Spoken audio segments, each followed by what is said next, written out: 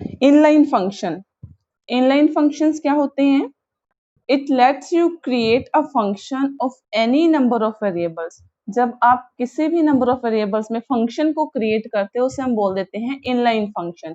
Means variable जो आपका function है वो 2 वेरिएबल में क्रिएट कर सकते हैं, 3 में, 4 में, जितने वेरिएबल्स में आप क्रिएट करना चाहते हैं उसे हम बोल देते हैं कि ये हमारा इनलाइन फंक्शन है। अच्छा, जो इनलाइन फंक्शन होता है हम उसके लिए सिंटैक्स कैसे यूज करते हैं? सिंटैक्स क्या होता है? सिंटैक्स इज बेसिकली एक लैंग्वेज होती है, और you can say set of words in a given language to create a function. कि हम किसी भी लैंग्वेज में कौन से रूल्स फिक्स कर लेते हैं, उन रूल्स की हेल्प से फिर हम उस लैंग्वेज में फंक्शन लिखते हैं या प्रोग्राम लिख देते हैं, उसको हम बोल देते हैं कि हमारा सिंटैक्स है। तो अगर आपने सिंटैक्स फंक्शन के लिए लिखना है तो हम क्या वर्ड यूज करते हैं? हम लिख देते हैं माई आउटपुट या फिर माई फंक्शन, ब्रैकेट में एक्स डाल देते हैं। ये हमारी सिंटैक्स है कि हमने कैसे वर्ड को लिखना है। माई आउटपुट और माई फंक्शन ऑफ एक्स लिख देते हैं, ये होता है इनलाइन फंक्शन हमारा, राइट। नेक्स्ट है फंक्शन होता क्या है? Basically function is a group of statements that together perform a task.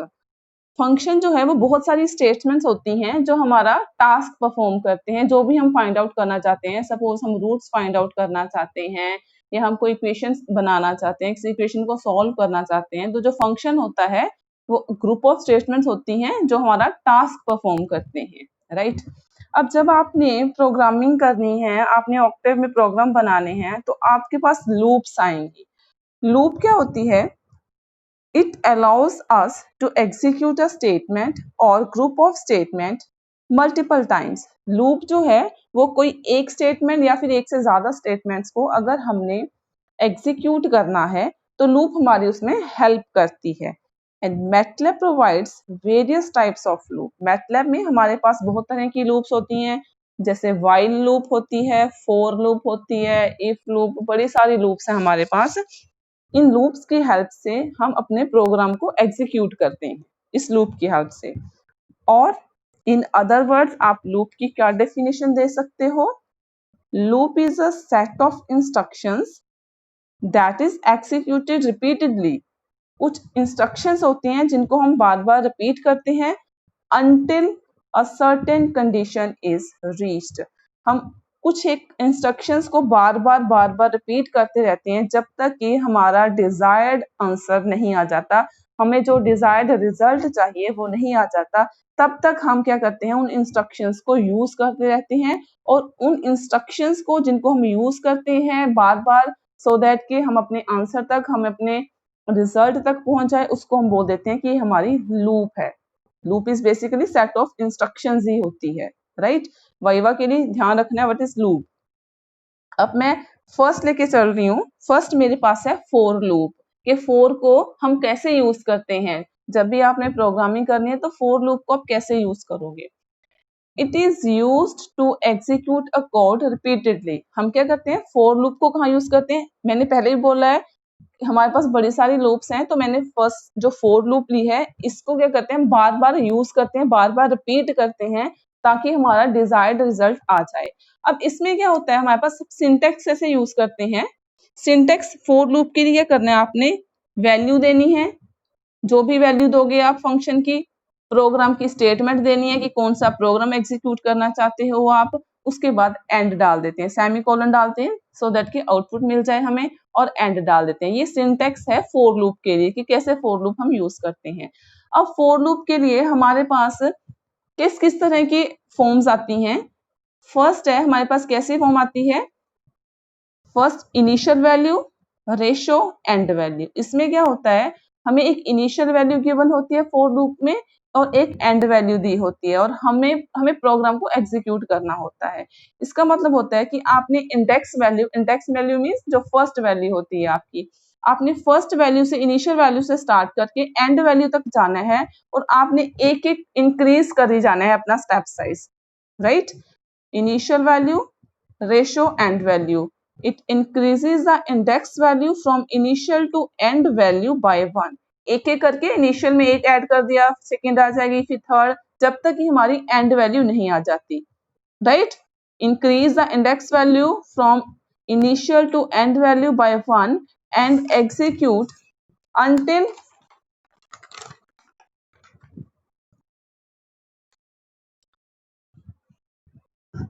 the index is greater than end value, जब तक कि हमारा जो इंडेक्स है वो बड़ा नहीं हो जाता एंड वैल्यू से। जैसे सपोज करो आपने लगा दिया, आपने फोर लूप लगाई, आपने लिख दिया 4a is equal to 10:20, right. F print का मतलब है हमें आउटपुट में क्या चाहिए, वैल्यू ऑफ ए। आप ऐसे लिख देते हो वैल्यू ऑफ ए, इसका मतलब है वो वैल्यू ऑफ ए करके यहाँ पे वैल्यूज डालता रहेगा जो भी आपको आउटपुट डिस्प्ले होएगी। देन एंड, राइट, यहाँ पे हमारे पास एंड जरूर डालना है, फोर लूप के बाद एंड जरूर डालते हैं। तो आउटपुट कैसे शो होगी हमें, वैल्यू ऑफ ए, जो भी आप यहाँ पे एफ प्रिंट में लिखोगे ना वही आपके पास आएगा। यहाँ पे लिखा हुआ value of a 10, value of a 11, value of a 12, 13।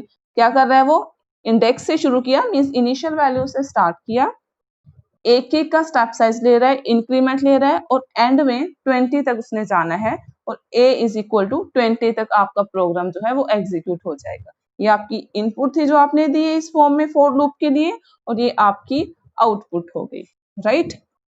ये था फर्स्ट वन। अब है सेकंड में क्या होता है, initial value, step and and value. Initial value भी दी है हमें एंड वैल्यू भी दी हुई है और साथ में हमें एक स्टेप दिया हुआ है। स्टेप का मतलब है कि उसने पिछले वाले में सिर्फ इनिशियल और एंड थी, हम स्टेप हमेशा 1 लेते थे। अब इसमें स्टेप जो है वो वेरी करेगा प्रोग्राम टू प्रोग्राम कि आप क्या एग्जीक्यूट करना चाहते हो, आपके पास जो स्टेप साइज है वो वेरी करेगा, राइट। आप में डेफिनेशन डिफाइन कैसे करते हैं हम, increase index by the value,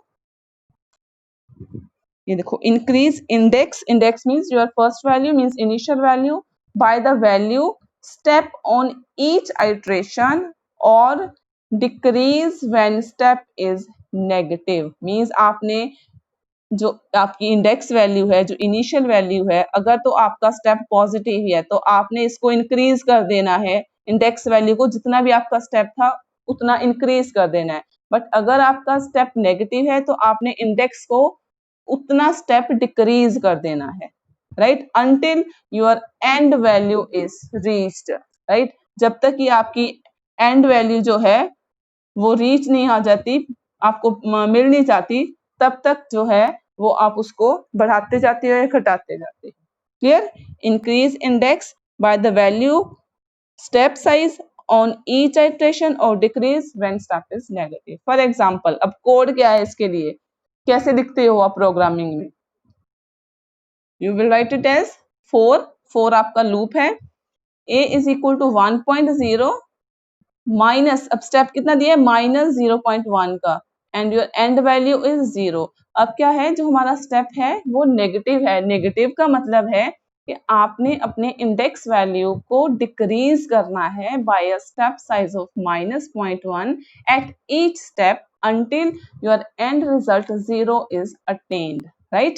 आप ऐसे लिख के क्या लिखते हो, डिस्प्ले ए ब्रैकेट में, मीन्स आपके पास, अब पिछले वाले में हमने क्या लिखा था, डिस्प्ले में हमने लिखा था value of A F print में, तो आपको वैल्यू ऑफ ए ऐसे लिख के आएगा। अब नेक्स्ट मैंने क्या किया है, ये हमारी मर्जी है, मैंने लिख दिया डिस्प्ले ए एंड जरूर करना है फॉर लूप के लिए, तभी वो लूप कंप्लीट होती है, उसको एंड जरूर करना है कोडिंग में, आपने एंड डाल देना है। अब आउटपुट में क्या आएगा, आपके पास डिस्प्ले ए की वैल्यूज आ जाएगी 1, 0.9 डिक्रीज कर दिया, 1 को -1 में से माइनस कर दिया 0.1, 0.9 आ गया, फिर 0.8 आ गया, 0.7 आ गया, ऐसे ऐसे आपने डिक्रीज करते जाना है अंटिल 0 इज अटेन, जब तक आपके पास एंड वैल्यू 0 नहीं आ जाती, राइट। इसे आपके पास आउटपुट आ जाती है। क्लियर, नेक्स्ट आ जाती है, थर्ड टाइप आ जाती है value array। value array means generate a column vector index from successive columns of array। इसमें हम कॉलम वेक्टर्स को जनरेट कर देते हैं, इंडेक्स से स्टार्ट करके जो भी हमारे अरेंजमेंट में वैल्यूज होती हैं हम उनको डालते हैं। कैसे कोडिंग करनी है आपने, कोड क्या रहेगा, for a is equal to 12, आपने कैसे लिखना कैसे है, इसके लिए कॉलम वेक्टर के लिए स्क्वायर ब्रैकेट डालनी है, 12 कोमा 14 कोमा 50, मतलब कोई भी नंबर जिसमें जो भी आपके वेक्टर होंगे आपने डाल देने हैं एंड क्लोज कर देनी है ब्रैकेट को, and you will say display bracket a semi colon, ये याद रखना है, देन एंड 4 के लिए एंड सेमी कोलन मीन्स ये डायरेक्ट इसी स्टेप के बाद रिजल्ट नहीं देगा, ये आउटपुट में आपको रिजल्ट देगा। अब जब आपने आउटपुट देखनी है क्या करेंगे, जो भी आपने यहाँ पे वेक्टर्स डाले थे इन एरे को ये कॉलम की फॉर्म में ऐसे डिस्प्ले कर देगा, 12 14 52 61 एंड 72। तो थर्ड आपके पास इस तरह से आप कॉलम वेक्टर बना सकते हो। क्लियर है, ये हमारी थी फोर लूप के लिए कि फोर लूप को हम कैसे यूज करते हैं। नेक्स्ट आ जाते हैं हमारे पास वाइल लूप, राइट। अब वाइल लूप में क्या होता है, it will execute the statement repeatedly until specific condition is true। देखो लूप जो है वो हमेशा जो है वो रिपीटेडली जो है यूज होती रहती है, एग्जीक्यूट करते हैं हम उसको, बट इसमें क्या होता है, फोर लूप में भी यही होता है और वाइल लूप में भी है, पर इसमें क्या है हम हर एक स्टेप पे चेक करते हैं और अगर हम चेंज करना चाहें तो चेंज भी कर सकते हैं। फोर लूप में हम इनिशियली एक डाल देते हैं उसमें, उसके बाद आइटरेशन अपने आप होती रहती हैं। इसमें जो है हम बार बार हर स्टेप के ऊपर उसको चेक कर लेते हैं, अपने आइटरेशन के अकॉर्डिंगली उसे चेंज कर सकते हैं। So while loop, it will execute the statement repeatedly until specific condition is true। अब इसका सिंटेक्स क्या रहेगा,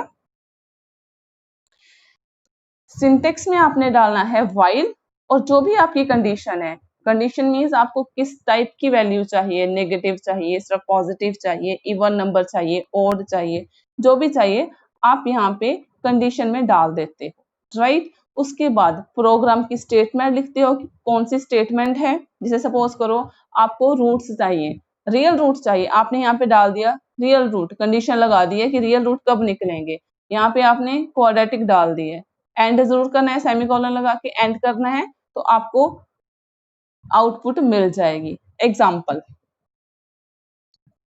हमने क्या किया है, हमने स्टार्टिंग की है, हमने कहा है a इज इक्वल टू 10 कि a की वैल्यू जो है इनिशियली हमने a इज इक्वल टू 10 से स्टार्ट करना है, while a is less than 20।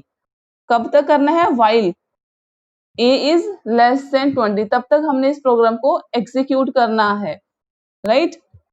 और एफ प्रिंट मीन्स आउटपुट में क्या होना चाहिए, डिस्प्ले क्या होना चाहिए हमें, द वैल्यू ऑफ a, हमें a की वैल्यू डिस्प्ले होनी चाहिए। And what is a, a is a plus 1। अब हमें उसने ये तो बोल दिया कि हमने 10 से शुरू करना है और कहाँ तक जाना है, while a is less than 20, पर कैसे जाना है वो हमें स्टेटमेंट भी देनी पड़ेगी। कैसे देते हैं हम, वो स्टेटमेंट हमने दे दी है कि a is equal to a plus 1 और एंड जरूर डालना है जब भी आप कोई लूप को यूज कर रहे हो, राइट। अब कैसे एग्जीक्यूट होगा ये,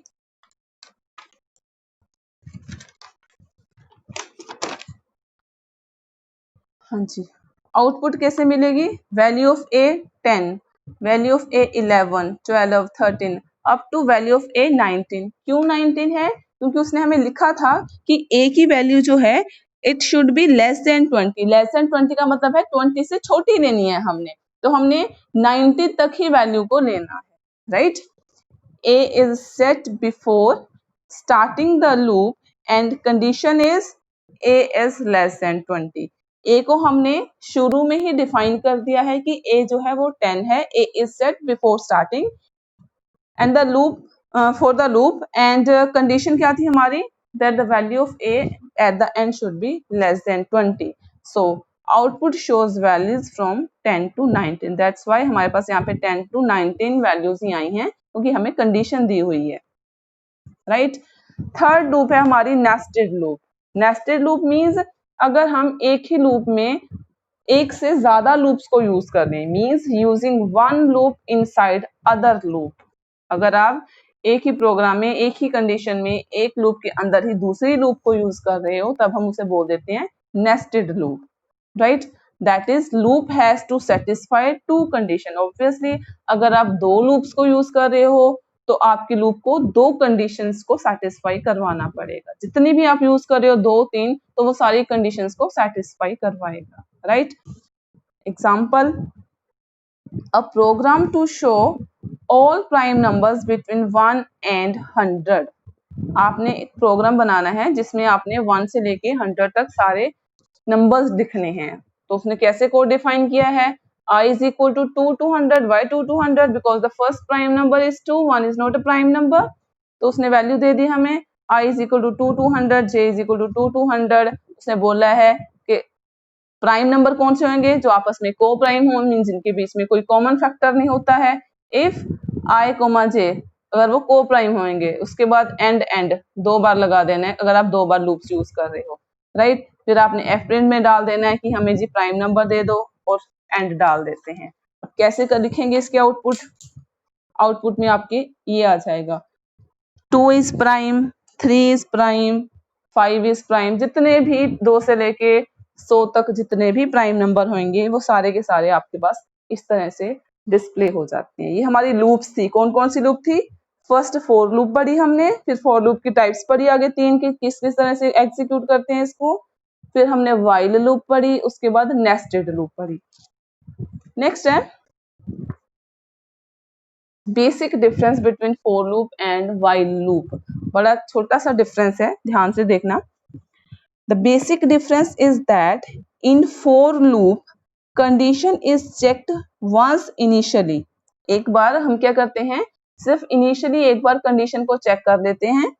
and loop iterates a specific number of times based on the condition. तो वो बार बार क्या करता है, जो भी आपकी कंडीशन होती है उसको बार बार उसी को यूज करके उसको रिपीट करता रहता है बार बार।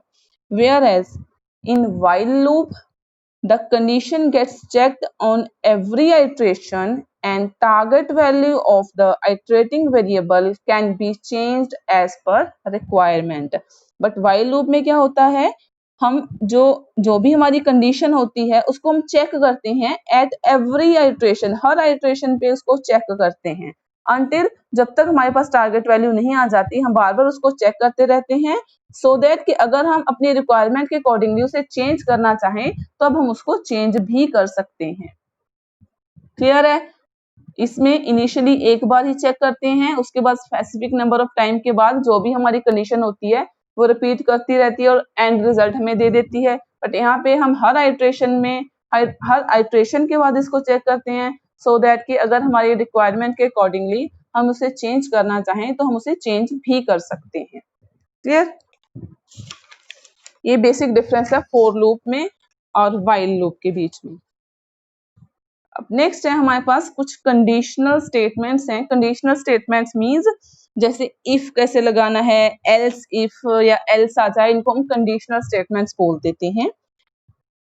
It enables you to select at run time while block code to execute. क्या करते हैं इसमें, हम क्या करते हैं, सपोज करो आपने इफ लगा दिया, उसके बाद आपने रिजल्ट को ब्लॉक भी कर देते हैं। कैसे ब्लॉक करते हैं देखो, मैं आपको डायरेक्ट एग्जांपल से समझाती हूँ। आपने कोई नंबर लिया, your number means your input, enter a number, आपने यहाँ पे कोई नंबर डाल दिया, राइट। अगर आप कोई नंबर डाल रहे हो यहाँ पे and if your number is less than 0, अगर आपका नंबर जो भी आपने यहाँ पे इनपुट में नंबर डाला है, अगर आपका वो नंबर जो है वो लेस देन 0 है, you will say display negative, तो यहाँ पे नेगेटिव शो होगा। बट एल्स अगर वो नेगेटिव नहीं है, else if your number is greater than 0 then you will display positive. Else अगर ना तो लेस देन 0 है ना ग्रेटर देन 0 है, एल्स डिस्प्ले 0 एंड जरूर लगाना है जब भी आपने प्रोग्राम को खत्म करना है, आपने एक कंडीशन को खत्म करना है मींस, राइट। तो हमने क्या किया है, हम ब्लॉक भी कर रहे हैं। ब्लॉक कैसे कर रहे हैं, जैसे सपोज करो आपके पास सीधा ही नंबर जो है वो 0 आ गया तो वो सीधा डिस्प्ले कर देगा 0। अगर आपके जो नंबर है ना तो वो 0 से छोटा है ना बड़ा है, तो उसको क्या करेगा, इन दोनों को ब्लॉक करके डायरेक्ट ये रिजल्ट दे देता है। इनको हम बोल देते हैं कंडीशनल स्टेटमेंट्स हैं ये हमारी, ठीक है।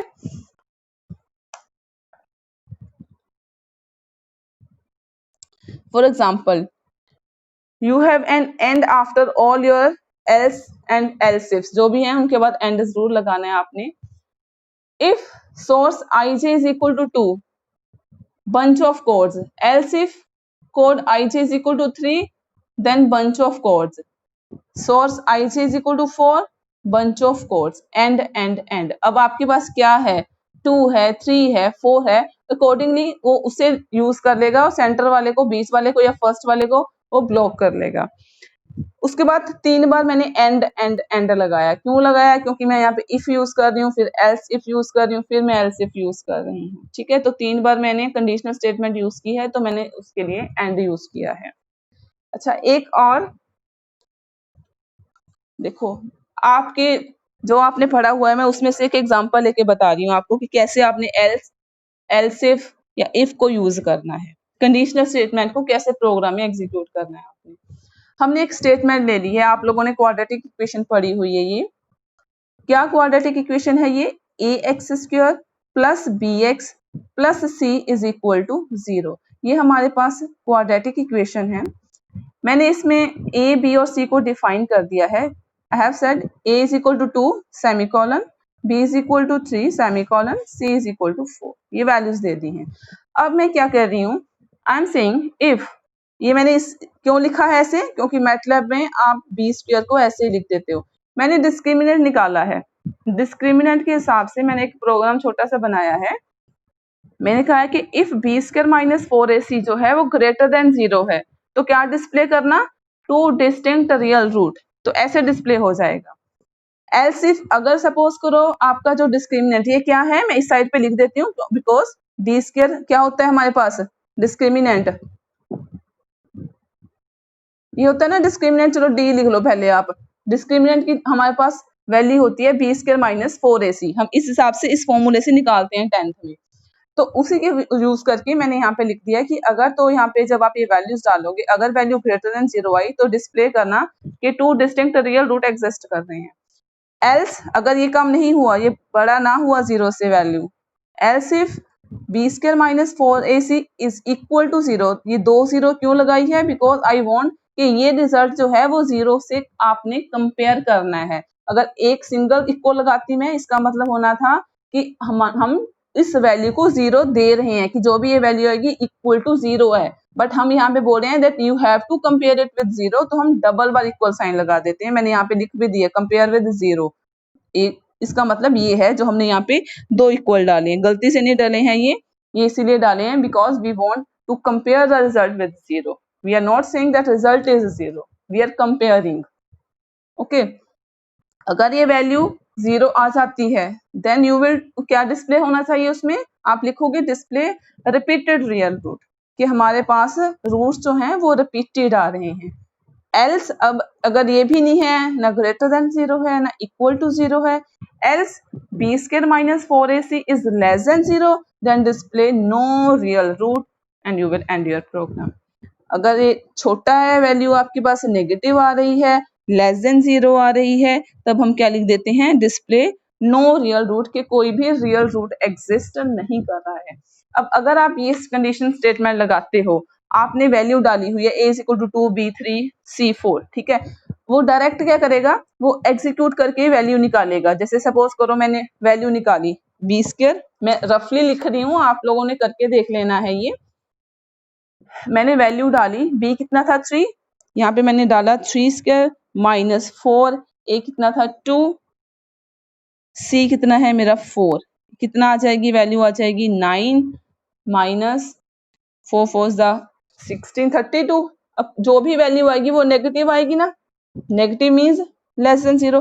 तो जो ये इतनी कैलकुलेशन मैंने की है, इसकी जरूरत नहीं है मैटलैब में, वो सीधा ही कहेगा ही विल डिस्प्ले, वो क्या डिस्प्ले करेगा? नो रियल रूट एग्जिस्ट, क्योंकि मैंने प्रोग्राम में यही लिखा है कि अगर ये वैल्यू छोटी आती है तो क्या डिस्प्ले करना? कि कोई रियल रूट एग्जिस्ट नहीं कर रहा है। अगर ये 0 आ जाती तो उसने ये नहीं बताना था कि 0 आई है और ये रूट निकले, हमने सिर्फ उसको ये बोला कि ये डिस्प्ले करना। अगर हम यहाँ पे लिख देते display the value of x, right, या डिस्प्ले रियल रूट, फिर वो रियल रूट बता देता हमें। अब उसको सीधा क्या करेगा? Display no real root exist, वो लिखेगा नो रियल रूट एग्जिस्ट।